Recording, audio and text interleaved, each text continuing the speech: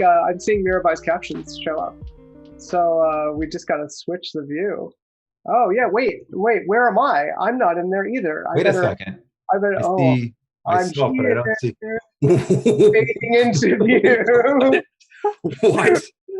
What just happened? Ah, well, it's a very That special. are you? It's a very special week. It's Halloween week, and so I've chosen to reveal the truth that I'm a ghost. I can sort of become intangible and fade in and out of existence whenever I want. Yeah, good. And I thought I was the chair. Yeah.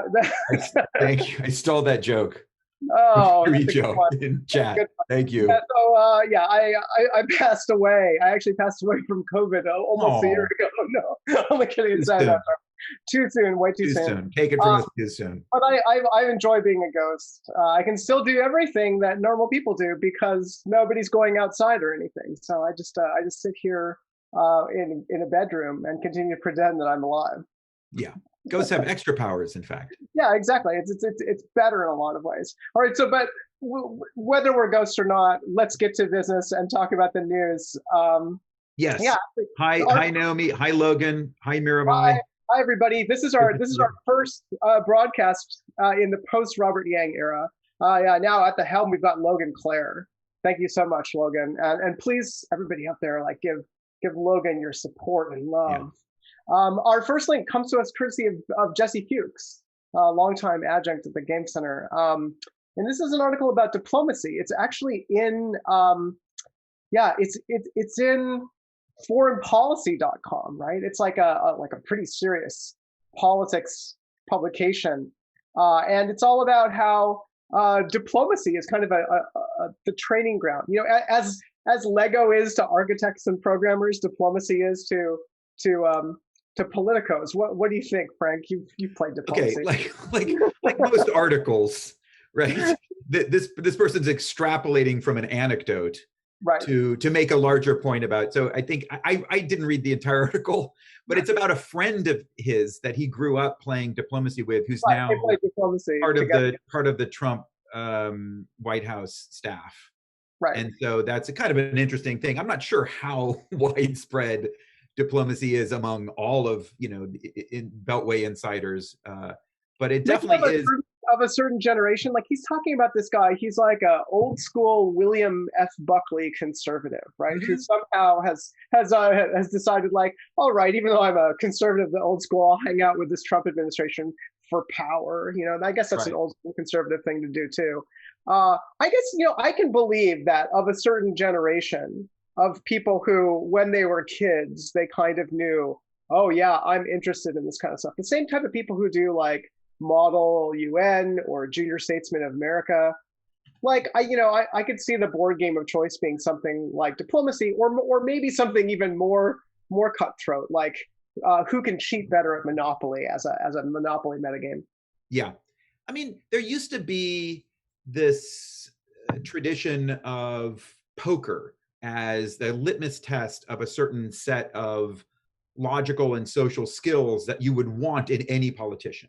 There was this saying that you you should when you elect a president, you want a president that is competent at poker because it captures some aspect of the role of a politician to be able to negotiate successfully, to have the psychological and emotional intelligence necessary to judge other people and know when they're lying, to have the sense of self control to be in a tough spot and not let it show.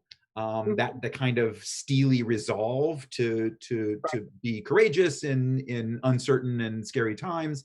And so Yeah, because yeah, it's like it would really be like, interesting. yeah, during the Cold War, it'd be like, okay, you want someone who can sit down across the table from the Russian prime minister and like out bluff them and outmaneuver them in Yeah, whatever. In like and this was actually maybe part of like how people used to, and still until we did, talk about game theory, right? Like, oh, you got to be really good at game theory in order to be yeah. a politician. I would say the version of that diplomacy captures is much more of a hothouse flower. I think Right. Yeah. poker captures a kind of a bundle of different skills that that we can understand, some of which are more analytical, the ability to calculate pot odds, to do that kind of math in your head, to understand probability. In diplomacy, it is pure politics. It's pure negotiation. There really Yeah, aren't the equivalent of the kinds of analytical calculation, strategic thinking that you have in poker, because in diplomacy is a game of politics in the game design sense, right? And right. as we all know, the core feature of politics as an ingredient in game design is that a little drop of it completely transforms any game into a game of politics. So if you have the ability to win a Or it game, can, yeah, right, if you exactly. can win a game as a team, right? For example, if you have a game that allows for alliances and multiple people can win, and then all of a sudden every game becomes that, right? Every round of that game But is centered. It's so yeah, overwhelming as an and, influence. it's a type of meta skill that cuts across a lot of different games that have politics, right? Because it is a certain type of wheeling dealing skill, Yeah, right? To figure out like, okay, we go into this game not having alliances. How can I convince you that it's in your interest to team up with me or to betray someone else, right? right. So, and the reason why, if you go on Board Game Geek, you find a lot of people games being too political is because it kind of it washes out other flavors, Yeah, right? And but and for the purposes of this article, it's really about like, oh, that particular flavor is kind of closely related to like what people might end up doing for a job, and that's the part that maybe I buy. It's like politics to politics, no? yeah, it's interesting because usually when we talk about politics in games, we're distinguishing it from what we normally mean by politics. But here's an example of the place where they meet, and it's and especially diplomacy, which was developed in the 60s, Right. is set in this World War I setting, but it's really embodies and expresses these ideas from the mid 20th century of Right. Yeah. game theory, Rand Corp, the military industrial hipster complex, when you had all of these intellectuals and almost kind of these beatnik style weirdos who Right. were using games and simulations in order to model the world and understand it. Right. All tweed suits, very well tailored with like black Yeah. plastic rimmed glasses, right? But like sitting on the floor, do you know what I mean? Yeah. Like Yeah. like Yeah. like cross-legged, maybe smoking a joint, Yeah. Yeah. and then talking about thermonuclear Right. destruction of It's the entire a planet. certain style. Yeah. So Yeah. yeah, I don't know. I like to recommend that people play games like this in part so that they get an idea of what this flavor is, even if they're like, even if they want to eschew it or only have like a tiny drop of it. But yeah, I don't know. I wanted to start off with this today because we have a bunch of links today that are about the intersection of politics and games. And this question of like, is there a political personality?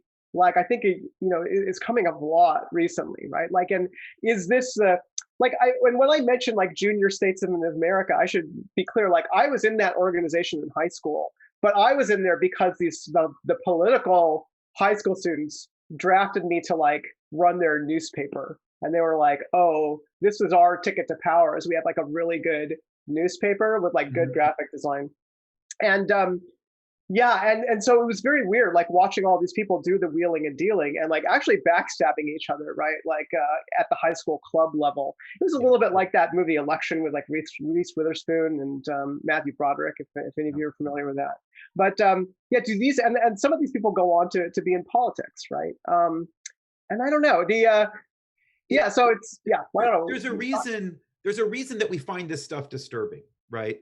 There's the um, yeah, there's a sense in which game theory itself is often held in is very, we're suspicious of it, right? People applying it, people thinking it, using that lens, using that framework, and it has to do with a kind of reductive approach in which the relationships that you have with other people are seen through a purely instrumental Right, right. lens. It's an instrumentalizing aspect, and Yes. I think it's fascinating how that comes through in games sometimes, right? As a place where it's like, oh, I'm going to instrumentalize you in the context of this game, even though maybe we're friends.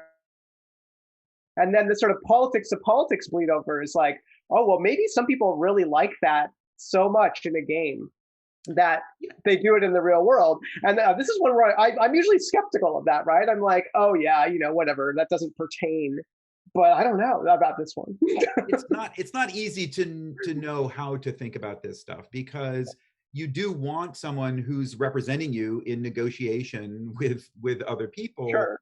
to Who, yeah, have the capacity to do this, to think in this way, to disconnect a little bit from just being a nice, polite, compassionate person who cares mostly about the interaction that they're currently having going well and right, right, reflecting the interests of both parties. You also right. Yeah, you sometimes don't want that want, person right, to drive a hard bargain, and maybe even to be able to manipulate and backstab. If the person you're, for example, if the party that you're negotiating with is someone who's truly opposed to your principles and values, right?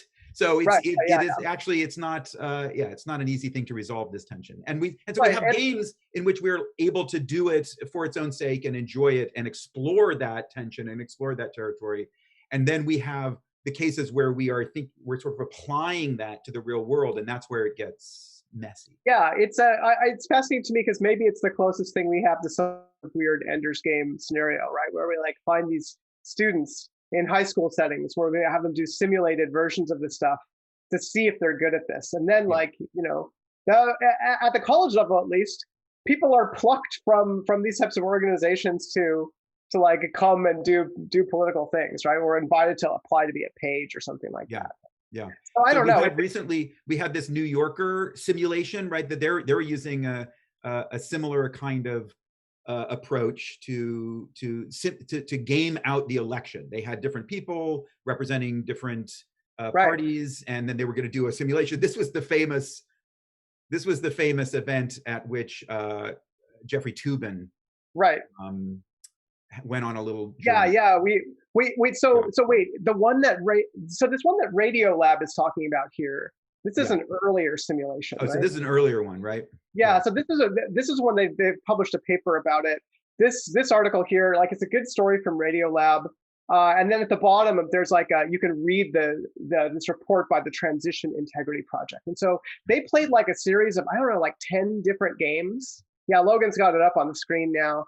Um, and they've got 10 different games where they tried to see, like, okay, well, what would happen in the 2020 presidential election if it was contested? Like, what are potential scenarios? And they, I don't know, like, I was curious about your thoughts about this, because I know you've had lots of thoughts about simulation and the value of simulations. This is not a particularly mathematical simulation at all, right? It's a bunch of people who kind of know the topic trying to like work together and play different roles. Really, it's a role-playing game, right? That's what Yeah. we're talking about here. Yeah. But based on people who are have an informed opinion about like how their role would react in a future situation, and then saying like, well, let's try a bunch of different scenarios where the unpredictable variables are set in different ways, and then let's see like what would occur. And most of it is bad. Like, most of the things that happen are bad, right? So what do you think? Should we be reacting to this and thinking like, oh, okay, we should be prepared for some of these forecasts? I think the value that these exercises have is in being a more formal version of something that we all do informally all the time. So in order to Right. predict what might happen in a scenario, you have to put yourself in other people's shoes. You have to, for a moment, suspend your own perspective and your own projects and preferences, and imagine looking at this situation with a different set of projects that you're involved in and preferences that you have.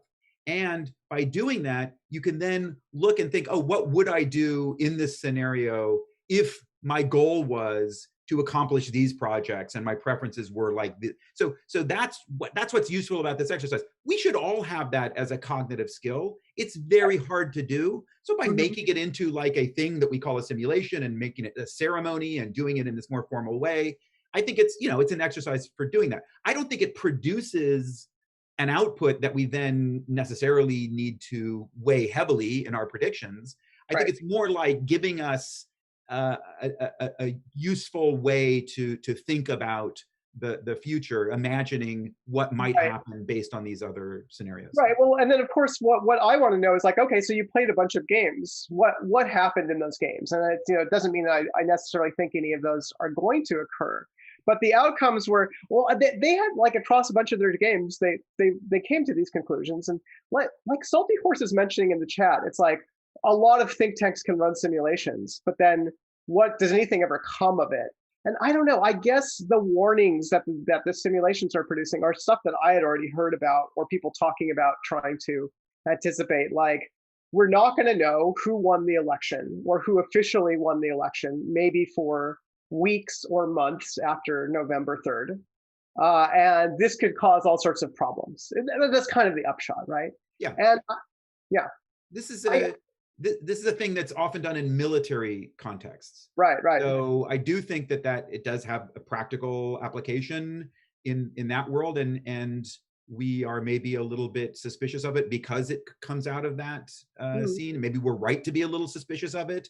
It is in fact a hallmark of military thinking to approach the world in a highly instrumentalized way, to Right. think in terms of and to also emphasize predictions and scenarios and outcomes in a way that is kind of like ruthless and reductive and mechanical. And but I think it's a little bit newer for that to be applied in these other scenarios by journalists and Right, thinkers. journalists and yeah, and like yeah, media people, and so Yeah, that takes us to the New Yorker one, which I yeah, was sort of like, what fascinated to hear about this because it was WNYC, our local public radio station, and the New Yorker also ran an election simulation where the different people were playing Republicans and Democrats and different parts of the federal government and reacting in different ways. Um, and yeah, and that was the event in which Jeffrey Toobin, sort of longtime New Yorker contributor, right, was yeah, a legal analyst, right, both for both CNN and the New Yorker. yeah, Yeah, pulled his dick out in the middle of a Zoom call, yeah. ostensibly because he says he thought that his camera was off. It sounded, although weirdly, it's like he thought his camera was off because he did this. He like pointed it down. He was like, Yeah, "My camera's off now, right?" yeah. But really, he was pointing in his lap. Well, yeah. I don't know what to say. What do you I don't know even what to say say? either. I don't know. I mean, I was a little bit surprised that there were more references to the video game Tubin when this Oh, happened. Tubin, yeah, I remember. Tubin's A first of all classic. a classic arcade game about inner About tube, being in an inner riding an inner tube and tube down going a down the river. river. Yeah, Um, 1988 Atari classic. yeah, Yeah. it's a great Atari game. So I thought that would happen. I was a little disappointed that didn't No, pick up with everyone all was the stuff. too focused on the phrase "Zoom dick," which had not Okay, yet entered into yeah, the lexicon. Yeah. yeah, yeah.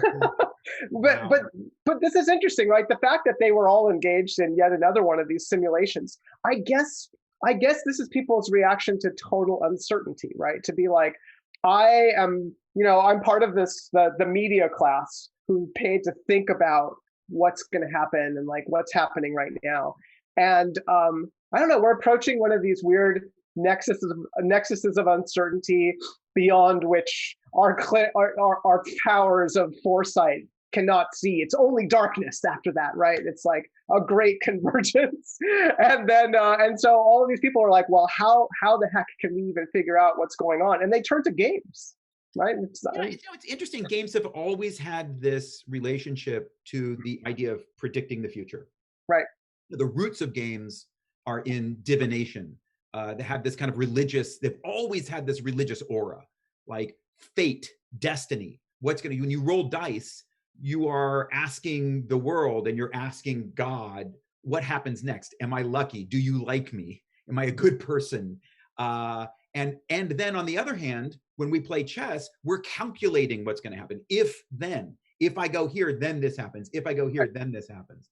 And so I think that there's always been this deep connection to wanting to know what's going to happen in the future, wanting to understand our capacity to predict the future, either in a deterministic way or in a probabilistic way, the ability to surf that uncertainty and guide it and get an edge when we realized, in the 1600s that gambling games, you could get an edge in them. You could use math to like know a little bit about these uncertain situations, right? That's the roots of a whole new way of looking at the world and thinking about the world as neither a plan written by God that's unfolding, Yep.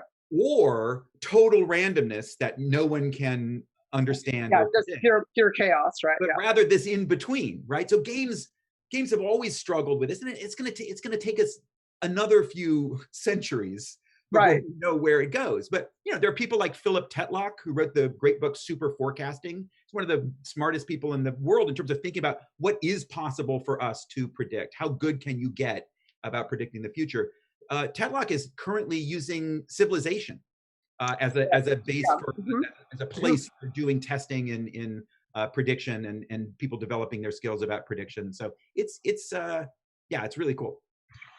Yeah, I'm fascinated by this because if you look at gambling games and people trying to say like, oh, let's use that as a model for something else, like it's easy to say, oh, well, even if you think you have a system, then you're probably ignoring something bigger, like the fact that the house is controlling the odds, or that like you have a bunch of cognitive fallacies about randomness that you're not considering, right? And so then when I hear about someone using Civilization, like somebody who I'm sure is like actually very intelligent about this, all I can think about is like, oh my gosh, Sid Meier's design process, of course, is like has a bunch of other factors in it that the design of a gambling game doesn't done. But like it's a game. We know as game developers like how incomplete and fragmentary and janky and oriented towards, I don't know, like playing on people's cognitive fallacies is, right? Like Sid Meier is the one who was like, oh, I tell people that it's an even match if they're 70% likely to win, because that's just what people think like a fair chance is when they're 70% likely to win, right? And so I'm like, oh my God, what are we doing? I think Tetlock's position is that we can take this little toy universe, right, which is far more predictable than our actual world, and let's see if we can even here in this tiny little toy thing full of these like overly predictable kinds of scenarios, how good we can develop the ability to then we can start to extrapolate that to the real world. But then of course on the other end you have someone like Nassim Taleb, who has this phrase called the ludic fallacy. And Taleb's perspective is everyone doing this kind of approach, extrapolating from probabilistic theories, Bayesian logic, and all of the stuff that grows out of our understanding of a mathematical approach to chance that's built on studying games. All of that is deeply and fatally flawed because it assumes that the world, like a game, is a closed system that is knowable, that has some foundation. It's like the world is nothing like a 52 card deck. We invent this tiny little toy version of randomness, and we think that we can extrapolate from that to randomness in the real world, and they're nothing like, because the essence of risk and uncertainty in the real world is that it is unbounded. Yeah, and that's I think it's so interesting to think about as game designers, right? Like, what is that? The fact that there is this ludic fallacy that like whenever you put out like a toy little model version of the world, that some people are going to fall into thinking about it this way, right? Even in the sort of goofy way of like a 13-year-old who's like, I can look at the whole world as an RPG now. I better eat my breakfast so I can like regain 3 health, kind of thing. It's like that's like something that games do to our brains, which is sort of both amazing and then I don't know, maybe confer some sort of responsibility on us. You shouldn't eat breakfast, is what we're saying. No, it's more optimal to actually just run to school really fast in order to get your health up, and just don't eat at all. It's optimizing. Let's keep going. Like, let's go to the big main event political story. Here's why we're talking about politics in games. Right. So this is I don't know. Can we play the video without maybe with captions or something like that? Whether you don't need the audio. But this is Jake Tapper, right? Talking to Alexandria Ocasio-Cortez about her Twitch stream, right? And Jake Tapper's he's playing his role perfectly. He's like, oh, I don't know, you have to explain to me what Twitch is. I had to ask my kids, what's Twitch? What's Among Us? And they, of course, they knew, and they were like, Dad, so it's this whole typical song and dance about there's this newfangled thing the kids like, and it's video games, right? So this is now, like, people are freaking out, in my social media about this, like just being like, "Oh my God, there's 700,000 people watching the stream. It's like way bigger than like most political rallies that have happened in the history of political rallies, and they're all watching AOC, stab people in the space station, or turn into an alien monster, or get killed, right?" And so it feels like a lot of people saw this as a super significant moment somehow, right, in the history of the intersection of politics and games. I don't know. What was your reaction, Frank? Well, it is, first of all, it's kind of nice that this moment of kind of galvanizing gamer culture within the traditional political context of getting out the vote. It's kind of nice that it's AOC, right? Yeah. That counterbalances this notion that we have of gamer as an identity being associated with the weird Really kind true. of white BS and all of that nasty stuff. And instead, here you have AOC, one of ours, and it seems like that's kind of a nice thing. First of all, secondly, I would say that this is a classic example of the thing we talked about at the top of the show, where this is more like poker. Like, the part of what's going on here. And I think there's a thread that we link to of Ian Bogost in a more contemplative mood, right? In a more mood, saying, well, look, for a while I wanted games to have a relationship to politics in which this simulation aspect was explored, and people were developing games that could model the complexity of the world as systems, and we could use that as rhetoric to discuss issues and develop ideas about policies.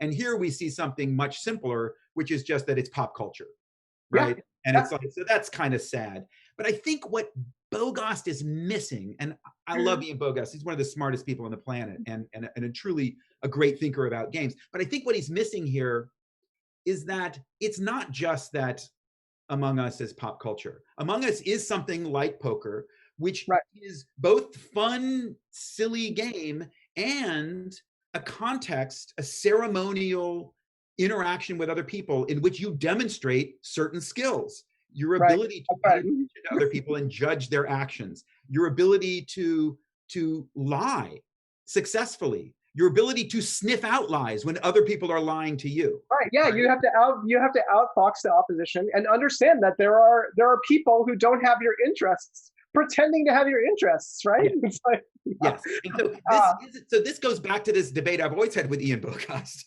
which is, what is the meaning of a game? Like, is the meaning of the game, is Among Us a game about space stations and oxygen and spacesuits and doing your tasks, or is Among Us a game about all these other things? And I think that the meaning of the game is political, right? It's not teaching us something about the complex systems of spacecraft and keeping them afloat. It's teaching us something about social interaction, conversation, betrayal, trust, judgment, those things. But what is your argument with Bogost about? Is it that he's like, because he believes in procedural rhetoric, right? Or is like maybe he coined that term. And is he just thinking about it at the level of like, well, these are the mechanics and the rules that I explicitly put in the game, and he's not getting to the point of like, the game as it's played is about lying and sniffing out liars, even though that's not prescribed in the rules as something that you should do.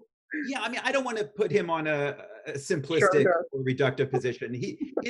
I think his position also has become more nuanced and complex over the years. So I think we're much more closely aligned now than we used to be.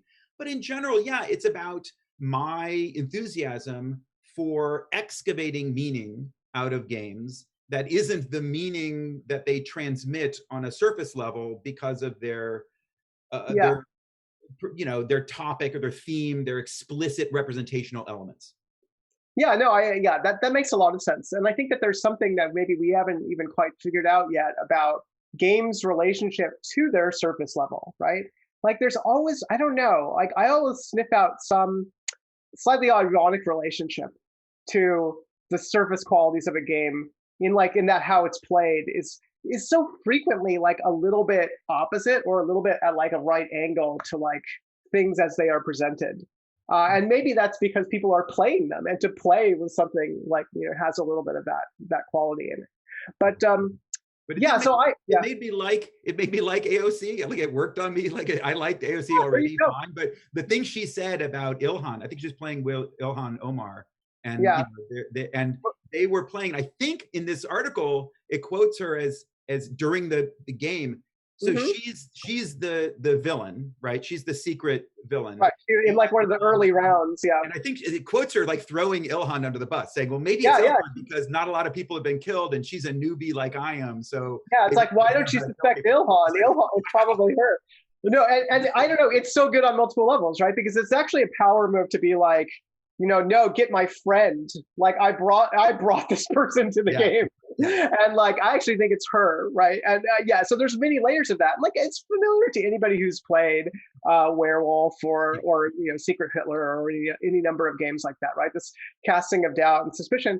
I think it's so great that they chose this game, and I think that's probably maybe the thing that I was most impressed with AOC. It's because she's been like looking at games and playing games and talking about her league rank and stuff for a while. But I think from what I could tell about how this happened, and it materialized in the course of like 48 hours, that she was like, aha, Among Us, let's play that game, right? And I think it has something to do with all the reasons you mentioned, right? That this is a game which has a lot of politics in it, and it's gotten popular on Twitch because you can get to watch those politics, right, unfolding between people.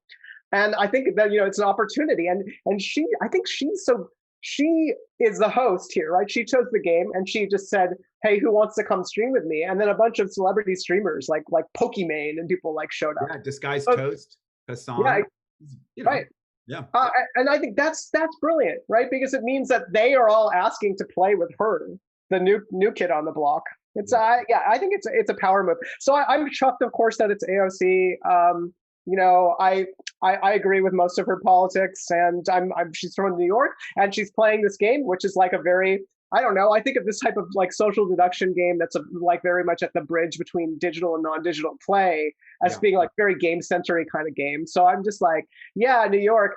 At the same time, I'm a little bit like, I don't know. Like I think my negative reaction was mostly about how excited everybody else got that this was happening, and this is just me being a contrarian, right? Yes. Where I'm like, oh yeah, like don't act like you want legitimacy, right? Like you have to remember that the politicians are also like super nerd kids, and they're trying to. It just gave me flashbacks to when Yeah. I was my graphic design skills were co-opted in high school by the political kids. It is true that you can think of the meta level of social deduction Yeah, that that you should be doing here, which is what is the exchange of status that is happening right here? Like what is AOC offering to yeah, Pokimane and Disguised Toast and to us yeah, and to yeah, games in exactly. general? And what are games offering to her and Ilhan? And it's like to have a little bit of that cynicism,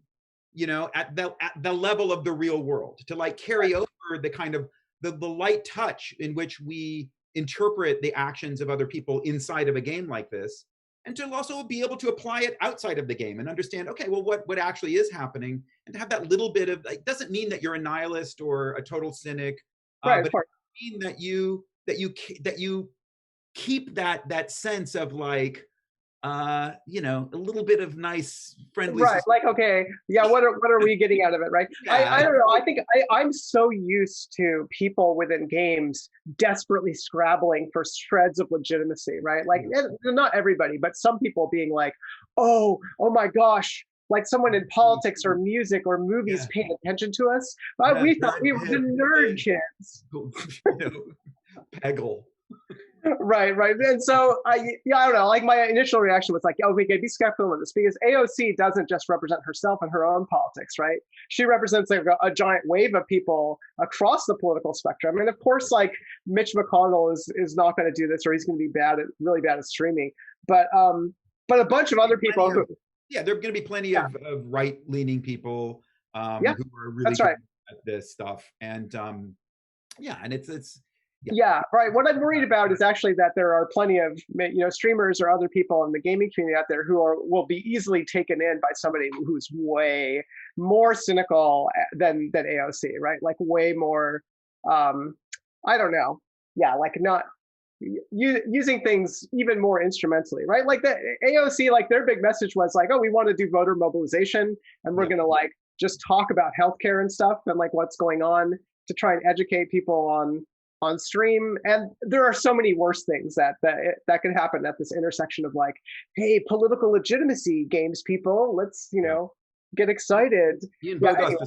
Ian Bogost is Skyping me. I thought maybe he had heard me throw him under the bus. He was going to yell at me, but it's got something totally unrelated. Oh, okay, phew. Okay, you dodged dodged the bullet there. Yeah. All right, let's talk about some of the new games that are. Can we jump ahead to just like new games because there's a huge ton of great. Yeah. Let's do that. Let's go to first a local shout out inside the game center to airplane mode. Oh, airplane mode is out. If you guys don't know about this, I think Corey Bertelson is often watching the stream. Shout out to Corey and to Hosni Algi, both Game Center alums who worked on this game. Probably other Game Center people that I'm not even aware of. But like congrats to Hosni and the whole team. Great launch. Funny, weird game. Super Game Center. Like this is the most Game Center game ever. Yeah, it's such a weird ass concept game, right? And so it was exciting that it got picked up by AMC. And yeah, I'm also chuffed that this is getting a fair amount of PR from places like CNN Travel and other travel magazines, right? And it actually has struck during like a strangely fortuitous time for this game, right? That now you're probably not going on an airplane anymore because there's way less air travel. But now you can experience what it's like to fly to another country. Other countries that right now aren't accepting visitors from the United States. I think the wonderful thing about this game is, and its positive reception, is that it demonstrates that people do get the joke, right? You can do something high concept and weird, and people get it, right? And this is a commentary about simulation. Right? This is a commentary about the power and the appeal of simulation and which things we simulate and which things we don't. And there's something about that the idea of simulating the banality of ordinary life that is so weirdly charming and strange. And it's like, because it makes you think about your own life. And like if this were fake, it would be a work of art. Like if someone had built your life, it would be a work of art. It would be the greatest work of art you've ever encountered. It would be so full of meaning and beauty and texture and formally deep and psychologically deep. If someone had made it, it would be the greatest work of art you ever encountered. But because no one made it, we just think of it as like, oh God, I got to go to the fucking dentist. Yeah, it's more life. Life. Just keep it.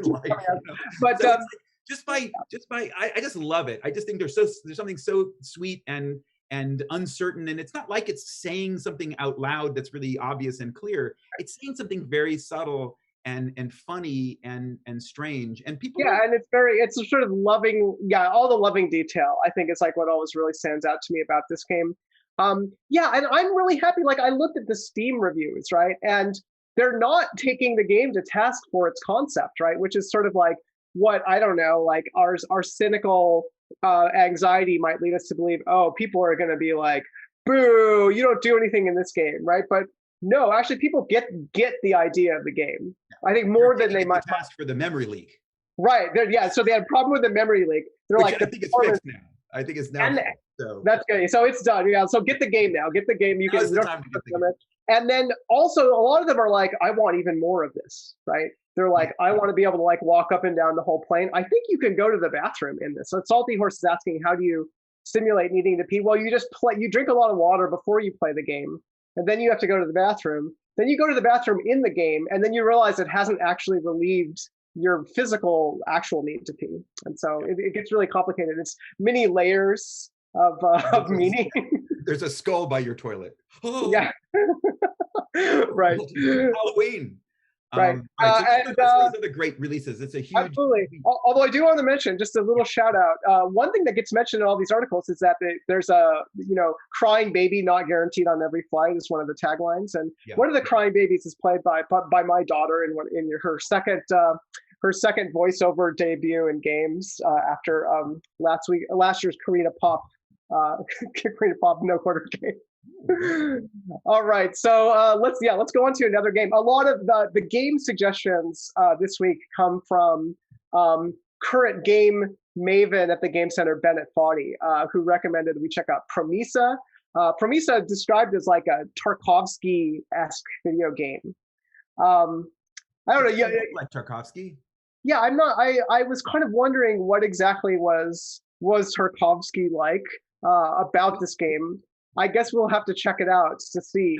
The Tarkovsky video game is Stalker. We all know that, right? I mean, there's a literal right, which is both a direct reference. It's a reference to the film which Tarkovsky made based on Roadside Picnic, the novel by the Strugatsky brothers, and also is in spirit very Tarkovsky-esque in the sense of the Stalker having a lot of empty space in it and stuff. But maybe this game is Tarkovsky-esque too, but it doesn't look like it. Well, so this game is set in. Tarkovsky doesn't use a lot of editing anyway, but that's I don't know. I don't know if it's just the trailer or what, or maybe it's about its relationship to slow cinema or something like that. But I don't know what stood out to me here actually. So this is an article from the Washington Post's the launcher, their game vertical, which launched last year's, and they're doing a review of a somewhat unusual game on the artsy side, right?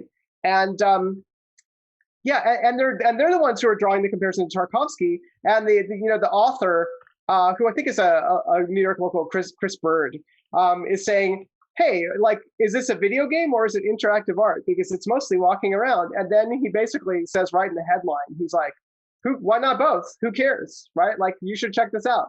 And so I don't know. For me, that's a little bit of a leap forward from where the discourse about art games and walking simulators were like 5 or 6 years ago. Then now you just have one of these big mainstream publications being like, yeah, it doesn't matter whether it's a game or not. You should just play it. That does seem like a smart take where you are the panopticon, where you are recognizing that video games are now just a cultural domain in which a lot of different kinds of work gets channeled, and it's closer really to being something like an album. The video game is like, and you can have an album that is spoken word, poetry, or noise, sound effects. Is this music or is it sound effects or is it ambient? You know what I mean? Like, it doesn't matter. An album is a way of accessing audio content. Right. So it's almost like this question is over. So they've they have resurfaced the question for the purpose of asking it, but then almost immediately they're like, that's not really a question you need to ask. And now that the Washington Post has done that, I think it's basically like, okay, we can close the book on the old, Roger Ebert agonies over like whether we should still talk about that. It's like, yes, games are art. They're gonna look a lot of different ways. They're it's like the album, like you're saying. Let's keep moving forward. Let's go to Disc Room. This is from one of the designers of this is Jan Willem, right? Formerly of Vlambeer, and Vlambeer shut down, and JW waited the appropriate amount of time, tastefully waited for 5 minutes, and then released a new video game, and it's good. It's a little minimalist roguelike action game, a little dodge 'em up with a cute animated character and lots of violent death. Yeah, it really has an interesting Jan Willem Newman style, right? It's Yeah, and so they describe it, the developers describe it as a pizza margarita of a game, right? It's just like all about very, very simple ingredients and what you can do with them, not trying to like laden on features. But I think the pizza margarita analogy is good because it's like you have to really get it right if you are just making, just making a pizza with three ingredients, or just making a very minimal game. And I don't know, I think that there's actually a lot in this game because of the way it mixes this really frenetic action with puzzles, right? With like yeah. The most notable thing to me about this game is that your friend's scores are right on the screen at all times. It's like a Yeah. Facebook game. It's like Right. Bejeweled Blitz or something. Like you It's just true, load it right? up Yeah, and yeah. there's like, Bennett Foddy, with impossible score way Right. ahead of you, and you're just like Yeah, instantly it's using your Steam friends. It's like that's kind of a nice way to do yeah. That's why I'm not Steam friends with Bennett. Like I just don't want to be tortured in that manner. it. Yeah. but but yeah, the I don't know, maybe we've taken the best of social features from that era and just kind of, like brought them forward. Well, it's unusual. This is not typical for Steam games to do this. So Well, there are some I games. guess there are I'm some. trying to think. Oh, you know what? Maybe I'm thinking of mostly of mobile games, right? Like when It's I very play front and center. It's for a Steam game to have this as a big for a part Steam of game. the Yeah, interface, just like persistently. It's just right. an interesting No, take. you're right. It doesn't happen much on Steam, and it Yep. certainly could, right? Yep. In mobile games, it's way more common because of Oh, absolutely. Apple. Yeah, because of Apple's Game Center, not Yeah. not to be confused with the NYU Game Center. But like, I always see everybody's scores in a lot of mobile games, right? If I'm playing on iOS, yeah, Then we like have why not? Noita. Noita came Yeah, out. Noita. Yeah, so Bennett, of course, recommended this because this is like the game that I think I've heard Bennett talk about more than any other in like the last Yes. couple years. Another example of Nordic video game Yeah, expertise, right? We have the crayon physics person, right. the Baba is you person, Hmm. um, and one other person. Help me out, chat. Who's the third person on Noita? Anyway, it's great. It's a masterpiece. It's like those sand games. If you remember, used to have these games where you would just draw Just things move fans, yeah, down, and and it you would can fall down, paint yeah. And water. yeah, Noita is like the ultimate expression of that form of system at play, right? Yeah, exactly. Yeah. Swapper, that's the third. Thank you, chat. Swapper, right? Ah, Yeah, yes, the Swapper version.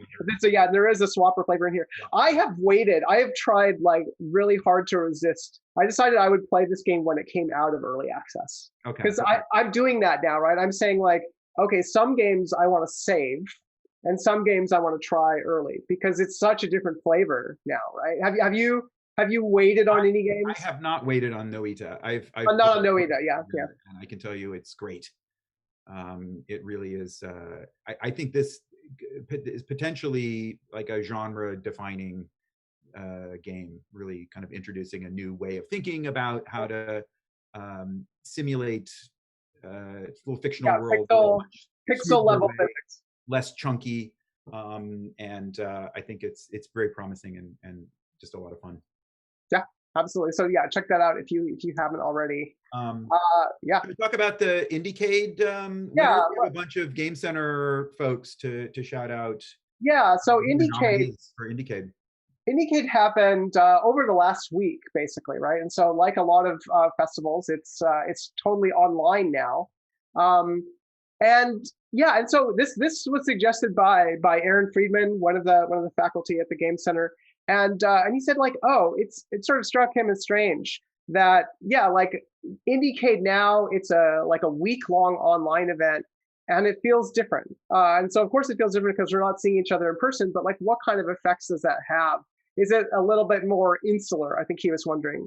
And so I think that the awards, this is such a significant thing. Like for me this year, Indiecade exists, and it's important it exists because there are people who are like working hard to release games and to submit them to Indiecade, and who are like, all right, I want to try and get the word out about my game. And part of their approach is like, let's see if we can win an award. And I think there's some really deserving projects in here that happen to come out during a pandemic year, right? And yeah, and so it's kind of cool that they can still have an awards show despite the pandemic. And we should shout out all of the Game Center teams that also were nominated for these awards. I don't think we have any winners this year, but It's an yeah, honor just to be nominated. it's an honor to be nominated, and it does get the word out about your game to a lot of people. And Indiecade, I think what I could tell they were really doing this year was focusing a ton of attention on making sure that a lot of these games got to have exposure, be streamed. We're sort of getting social media publicity. I think it really kind of carved the event down to like one of its most important structural reasons for existence, which is a little funny. Like it strips it bare to be like, look, one of really important function of this festival is as a publicity vehicle for smaller games that don't have marketing budgets. Yeah, right? And it's not clear how valuable that publicity is, but yeah, it's more than zero. It has some value, right? No one knows at this point. It's unclear, but it certainly has to do more with having the certain people see your game, right, rather than having a large quantity of people see your game. But anyway, shout out to We Should Talk, amazing game. Should have won. Sword Swallower was nominated, amazing game. Zenith Junction was nominated. So we had a bunch of great games come out of our community that racked up a bunch of nominations that indicate. So congrats to all those teams. Yeah, congrats to all those teams, and like thanks to the people who are trying to keep keep events like Indiecade going, even though they're online. It's weirdly a bunch of work in a different way than running an event in person, right? We found this out in the spring when doing our showcase online. It's like a big, weird, different kind of effort to shift gears and do this. And I think, it's really, I think Aaron is right, is that it is a little bit more inward looking in some ways. It's for this community of people who are like making games, trying to share them with each other, and for the people who care about those games coming out. So it's nice to 2 thumbs up for Indiecade. Yeah, the part of it that doesn't happen, right, is actually the public facing part. And I think that's interesting, right? It really shows something like normally Indiecade happens like in a busy street in Los Angeles, right? And then just families and tourists and people from around LA are just coming by to check out this big pavilion of games. And they're of course much more off. They're not like part of the community in the same way, but I think their presence is really important in a way that now, that's where I think the absence is. Listen, Naomi, we've got 5 minutes left. We got 5 minutes. That we jump to we have to. The Stadia Montreal tweet. The guy from the Games and Entertainment Studio in Stadia, who's basically saying streamers should pay game developers for the licenses to the games that they play. So developers should be making money from streamers when streamers play their games. So he got your take on this question. So this was basically the Alex Hutchinson at what is Stadia Games and Entertainment Studio? So confused. I don't even know. And so I think it's they bought they just bought some studio in Montreal, right? They were another studio before. They're making games, and then suddenly they're Stadia Entertainment Studio, right? Anyway, so Google had to come out and distance themselves from this statement, saying, "Well, that's not necessarily our point of view." And this really frustrates me. Like, I basically agree with what Herbivore just said in chat. It's the fact that Google and Twitch are making just enormous amounts of money off of 2 people combining forces, right? Like the people who make games and the people who are streaming the games. And then Google and Twitch are just providing the platform and getting tons of money. The game developers in theory get money from exposure, right? But I think that there's evidence now that is really dwindling. It's not really the case anymore, that people buy games because they see them on streams. So games are now they're raw material for a lot of streams. And there are exceptions to that, like Among Us and Fall Guys and stuff like that, right? That got popular on Twitch, but there are a few of those every year. And then the majority of games, I think especially smaller games, don't make sales from being streamed. So I don't know. I think Hutchinson's mistake here was to come out with an opinion on Twitter, which is kind of a bad idea, to be here's my fiery, spicy take. Then he just sort of got, I don't know, destroyed. And people thought that he was the creative director for Stadia, of Stadia, which is not the case, right? His company was bought by Stadia. But I don't know, his real point in the previous tweet, before the one he got roasted for, was, actually, legally speaking, games are just like music. They don't have a different legal status than music. If you're using music and you make and you broadcast the music, like you can't do that without the rights holder either letting you do it and ignoring it, or but they can like come down on you at any time and be like, yeah, you can't do that. Like you can't even like, yeah, you can't make a film and just put whatever music you want in it. You can't. I think there are like performance rights for music, right? Like you're not even technically supposed to have a big public event where you play music Right. without actually having permission from the people who hold the rights to the music. Yeah. And so games are not different legally. They're only different in that nobody is bothering to do anything about it. And that's just because Google is double dipping here, right? They're Yeah. getting huge amounts of money off of the streams. And they could kind of probably care less about the games part of their business, which is much smaller. But as soon as the money part of the equation goes sour, if like I don't know, EA or Ubisoft or other companies find like this is not really profitable for us anymore, all of those games will disappear from Twitch and YouTube, right? Streams. I think maybe I have the opposite point of view to you, Naomi. I think it would be much better if we got rid of the restrictions that prevent people from being able to play music on Twitch. Yeah, I agree. Of that, and then it would be if we make games more like the way that we're treating music. Right. So don't get me wrong. I'm not saying that. I'm saying that like right now, that is the state of affairs. Is that EA and Ubisoft could just make this all stop instantly, right?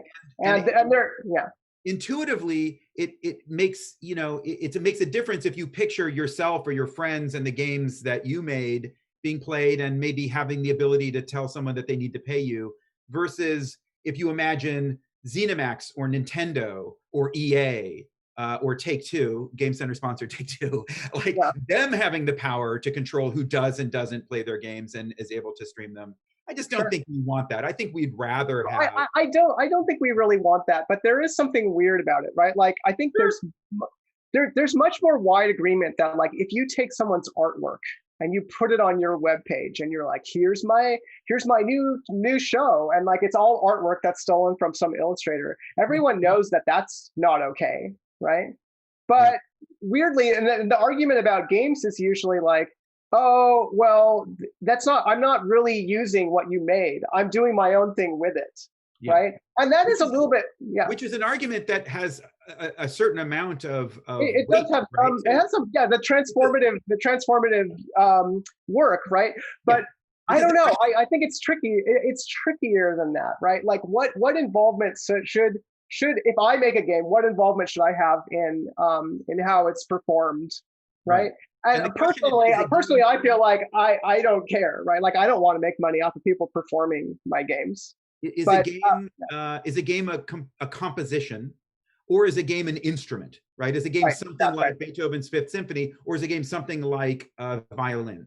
Right. And the reality is that games are like both of these. Yeah, they're both. That's what's surprising that it's confusing.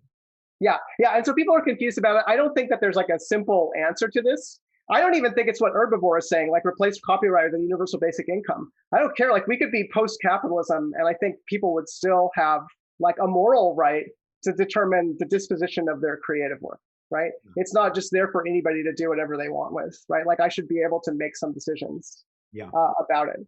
Yeah. And so I think it's very complicated and tricky. It's a good, interesting problem to have. And I think we're going to keep this one for a while. Yeah. So, oh my God, we did not even get to the walkthroughs of real estate, which I promised on Twitter we would do, but we're going to have to come back to that next week. Next week, we'll make fun of a poor person's house. Well, it's not a poor person; it's a crime ring, so it's okay. A crime lord. Yeah, it's probably, honestly, let's be real, it's probably a crime ring that is not terribly well off financially. Yeah, it looks like mostly it's just a poor person's house. I'm not saying we shouldn't make fun of it, because the internet. All right, well, I'm gonna give Logan Clare an A+. Absolute A+ for his first outing as surrogate Robert Yang. Well done, Logan. Thank you for your service. We still miss you, Robert, but not as much. Thank you for joining us in chat and providing some snark And thank you, Logan, for like bringing the Snark and the Chirons. Yeah, give Yeah, big shout outs to well everybody. done. Yes. Thanks to Mirabai as always for the captions, and thank you, Naomi. It was a pleasure. Yeah. Wait a minute, I'm starting to fade out. I'm what's going happening? returning to the spirit world. I'm fading away. What's happening? I'll see you. I'll see you again next Halloween. Bye, everybody. Bye, chat. Okay. Okay, that was.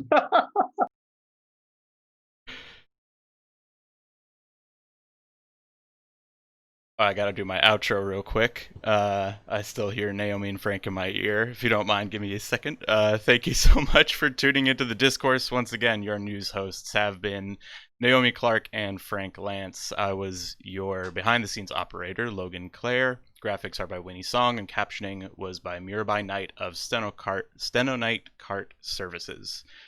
As a reminder, next Thursday, November 5th at 7 p.m., tune in for our next lecture series event with Joost van Dronen. I hope I pronounced that correctly, right here on our Twitch channel, where he will be sharing some expertise on the business of video games. That's all for now. Thank you so much for watching, and see you next week. Bye-bye.